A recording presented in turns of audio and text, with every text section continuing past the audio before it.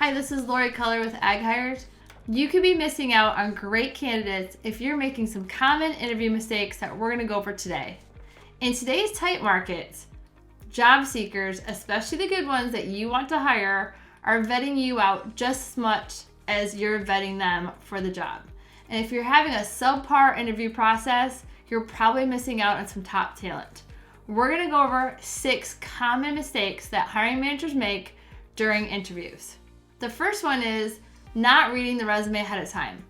You wouldn't believe how many times we see hiring managers show up to the interview basically reading that resume for the first time, or they read it 2 weeks ago, scheduled the interview, and then now have the candidate right in front of them.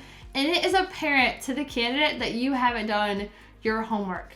What you want to do instead is read that resume thoroughly, come to the interview not only with specific questions about the role, but specific questions for that candidate geared towards that candidate background to help you dig deeper. The second common mistake is old school interview questions. These are things like brain teasers or just plain odd questions like, what animal do you want to be?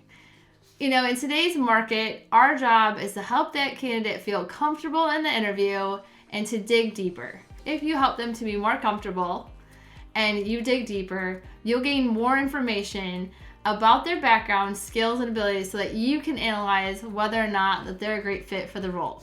The third common mistake is being biased. We can't help it. Naturally, within the first couple seconds, they say, to the first minute, you will come away with some type of judgment, bias, or thought on that candidate, and you haven't quite even got to know them yet. So what you're going to want to do is fight that bias, really keep an open mind throughout the interview so that you can determine if they're a great fit. The fourth common mistake is sticking to a basic list of interview questions.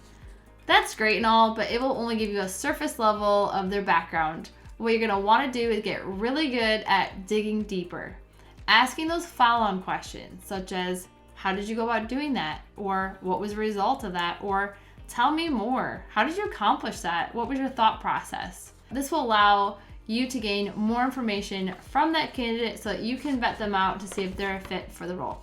The fifth common mistake we see is, dominating the conversation.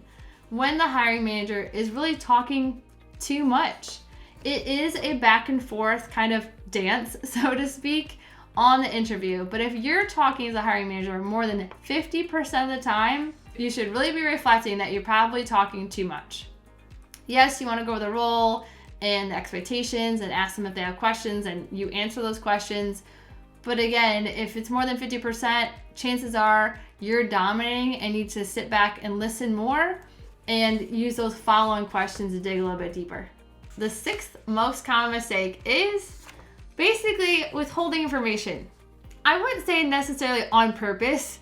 It can either be, kind of just not being transparent, or you're just not taking the time to go over more.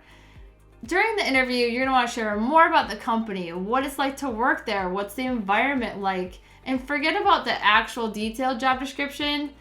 What does that role do on a daily basis? Where's their emphasis and how does that role impact the organization? Who will they be interacting with throughout the day? And giving just a lot more peek behind what that job entails besides what maybe was written on, the job posting or posted on the internet. And think about, being transparent with the candidates on any challenges that might come up with the role. Every role has some type of challenge or frustrations. Let's be upfront about the actual role that you're interviewing with the candidate.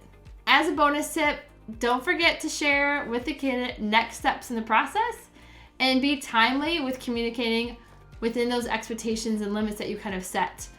Best to you as you hire your next candidate. Like and follow AgHires for more interviewing tips.